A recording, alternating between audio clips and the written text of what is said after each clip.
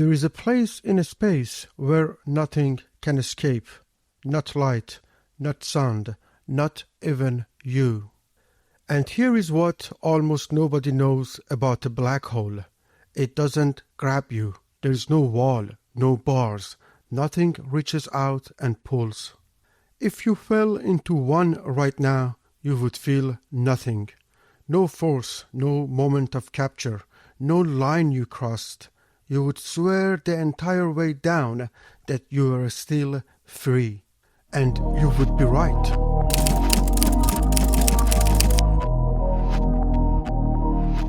We built the most connected society in the history of our species. 5,000 friends, anyone on earth, one tap away, every conversation ever in your pocket. And roughly half of adults say they feel lonely, not busy, not tired, lonely. They promised the internet would kill distance. Distance died. Loneliness didn't. And every finger is pointing at you. You are on your phone too much. You don't try hard enough. Kids these days, put it down, go outside, call your mother. I don't buy it. Because if this were a personal failure, it would be random. Some people, some places, some years. It isn't. It's everywhere. And it's happening in the exact decades that a handful of companies got very, very good at holding your attention. So I went looking for who makes money when you are alone. And I thought I knew the answer. I thought the answer was advertising, attention, the feed. Yes, it is. But somewhere in the middle of this, I found something I wasn't looking for. Because selling your attention turns out to be the cheap business, the expensive business, the one growing faster than almost anything else in tech, is selling you a replacement for the people you have lost. And there is a good chance you are already a customer. To understand how they built this trap, you have to understand the real estate they stole. You didn't schedule your friendship, you just left the house, the corner store, the stoop, the dance floor, the bar where the guy knew your order. Not home, not work, the places in between. You didn't go there to be social, you went there to buy milk. And then you came back home knowing whose kid got into college and whose husband hadn't been home in a week. Now, do something for me. Imagine deleting every bench in a city, every porch, every cafe where you hang out for 2 hours over a coffee, every square, every stoop, every corner where a conversation could start by accident.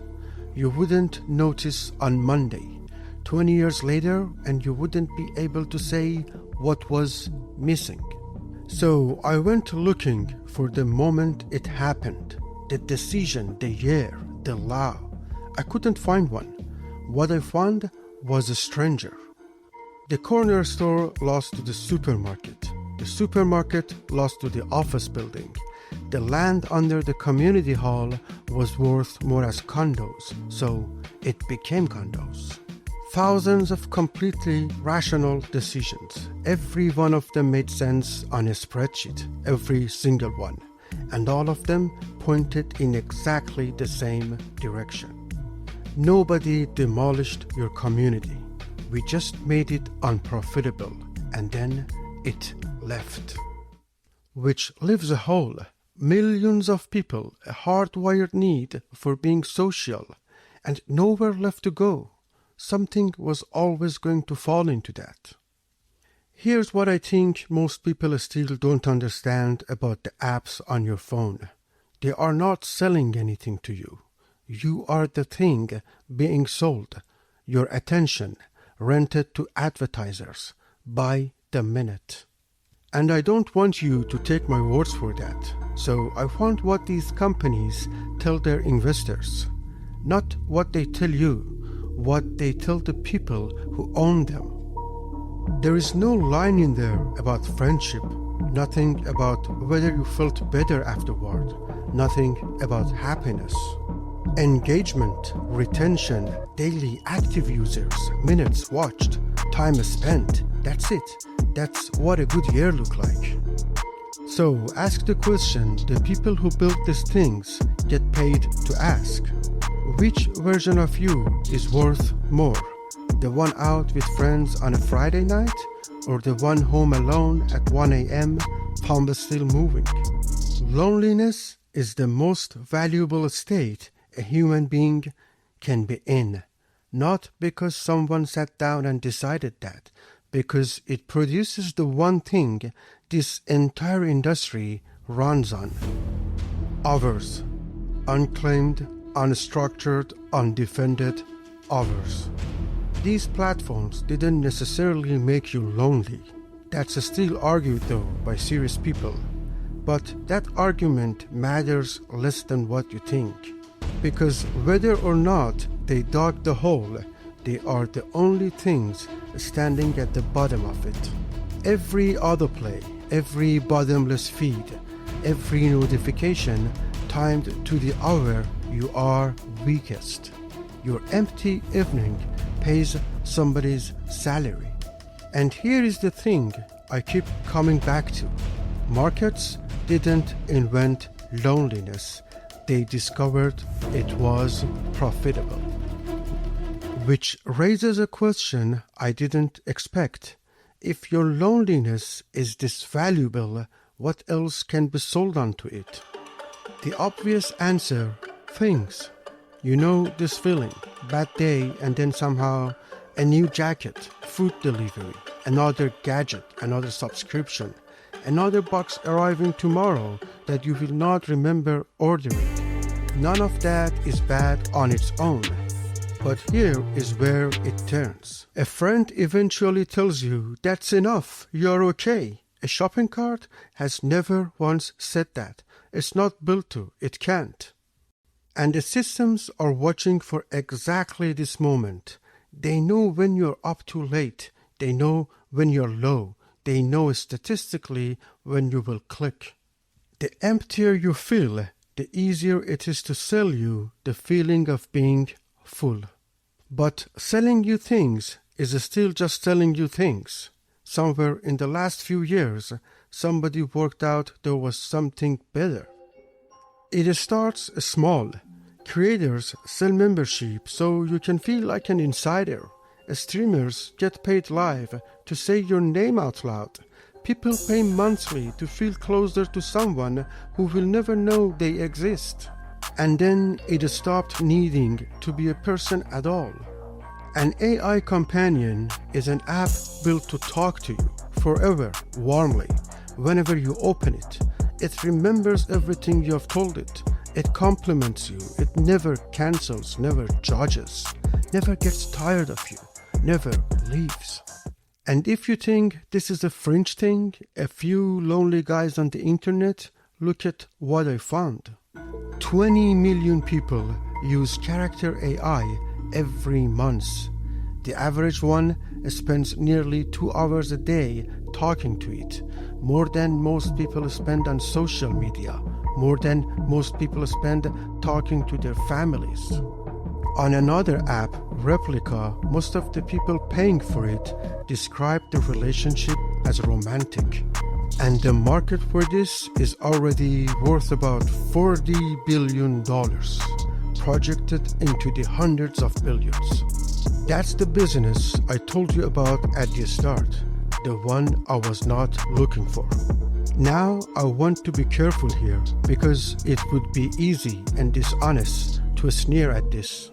For some people, these things are a lifeline. The housebound, the grieving, the person with nobody to call at 3 in the morning. For them, a voice that answers isn't a dystopia, it's mercy. I'm not taking that away from anyone. But here is the question I can't get around. What happens when a company works out how to charge you for the things your friends, your family, your neighbors used to give you for free? Look at the economics for a second. A friend costs the other person their time, their patience, their bad days. It's reciprocal, it's inconvenient, it's free. The other one costs $10 a month, never needs anything from you, and scales to infinity. An event horizon is the boundary around the black hole. Cross it and you don't come back. Not because something stops you, because there's no longer any direction that leads out. 20 million people, 2 hours a day. Ask yourself what happens to a person who no longer needs to risk another person. So I went looking for the room. You know the one, executives around the table deciding to make a generation lonely because lonely people spend more. That room does not exist. And that's worse. That's so much worse. Because a conspiracy can be exposed. A conspiracy has a door you can kick in and a person you can name. This has neither. So let's get back to the physics. A black hole doesn't reach out and grab you. It applies no force. Nothing touches you. It just bends the space around it, and everything inside falls freely in a perfect straight line. You don't feel the pull. There is nothing to feel. No fence, no bars, no moment when you crossed anything. You are genuinely, completely free the entire way down. That's the whole thing. That's what nobody tells you about modern power. It doesn't need to force you. Force is expensive and it's obvious and people fight it. It only needs to bend the space around your choices. The app never forced you to open it. It just made everything else slow and boring. The city never forced you to drive. It just deleted every reason to walk. Nobody forced you to stay in tonight. They just quietly priced you out of everywhere else. One notification, one recommendation, one extra lane, one more parking lot, one community center sold. None of them mattered on their own. Together, they decide what normal means. They decide what easy is. And nobody in the history of the species have ever chosen the hard thing at 11 p.m. on a Tuesday. Every system in this video is optimizing for something. None is optimizing for you. That's why this doesn't feel like control. It feels like a choice. It is a choice. That's the design. That's the invisible narrative. So here is where I have landed. You were not trapped. There is no cage. Nobody is holding you here. And if you stood up right now and walk out the door, nothing on earth would stop you. You chose this chair. But a choice doesn't happen in a vacuum. Every choice happens inside an environment. An environment can be built. Not to take your freedom, just to bend it slightly toward whatever pays. So stop asking whether you are on your phone too much. That question is a trap. It keeps this personal. It makes it about your discipline, and it keeps the machine behind it invisible. Ask the other questions. Who benefits when I'm alone? What's closing in my neighborhood that I haven't noticed? And what exactly is being sold to me through the gap? Here is the thing about black holes. Astronomers have never seen one. They can't. No light comes out. There is nothing there to look at. They found them by watching what disappears. Maybe that's how we should look for power, not by asking who controls us, by asking what quietly vanished. Neighborhoods, porches, dance floor, civic clubs, dinner tables, free time, silence, attention. Each of them disappeared one decision at a time. No single decision mattered until all of them did. You can't out-willpower gravity. Nobody can. That was never the assignment, but you can see the curve. We had that. We paved it. Nobody's building it back. You will keep falling. Everyone will. The only thing that changes is whether you know what's pulling. If this changed how you see your own week, subscribe. Every episode, we pull apart one more system running your life without your permission. Housing, money, credit, language, power. Because the systems that shape you the most are the ones that never look like power at all.